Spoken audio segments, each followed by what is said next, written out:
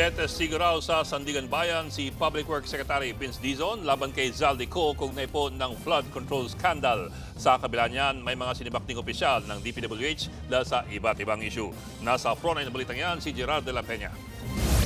Sa gitna ng kontrobersya sa mga maanumalyang infrastructure at flood control projects, sinibak sa pwesto ang ilang opisyal ng DPWH.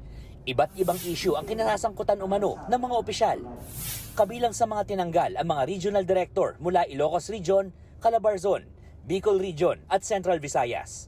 Sibak din sa pwesto ang mga assistant regional directors mula Mimaropa at Bicol Region, habang mapapalitan na rin ang district engineers ng Manila 3rd District at South Manila District Engineering Office. We are officially relieving today for various reasons, no? Specifically because there are ongoing investigations here, which I cannot fully disclose to you. But suffice it to say, we are investigating a lot of people in the department. Ibinunyag din ni DPWH Secretary Vince Dizon na tetestigo siya sa pagdinig sa kaso ni dating Ako Bicol Party List Representative Zaldico sa Sandigan Bayan sa susunod na linggo, January 20. Kaugnayan sa maanumalyang road dike sa Oriental Mindoro na proyekto ng SunWest, ang kumpanyang itinayo ni Ko. Ako ang complainant sa marami sa mga kasong to. Makikita nyo kung magtitistigo sa mga susunod na linggo, susunod na buwan.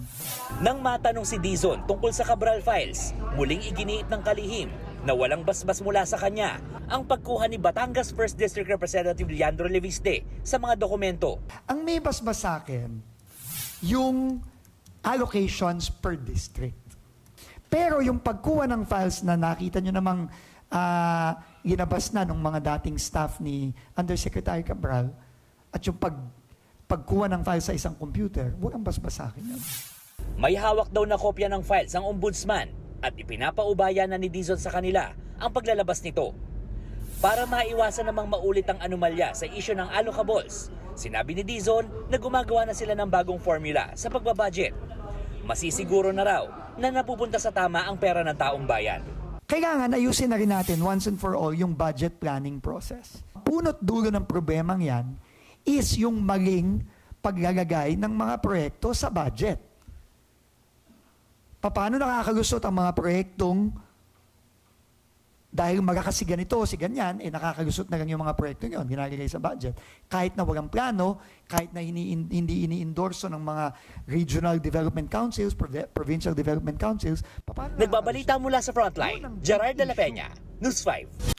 Mga kapatid, Ed Lingaw po, maging maalam at may pakialam sa mga napapanahong balita sa ating bansa. Para sa mas malilimang pagtalakay at paghimay sa mga issue at headlines, mag-follow at mag-subscribe sa social media pages ng News 5.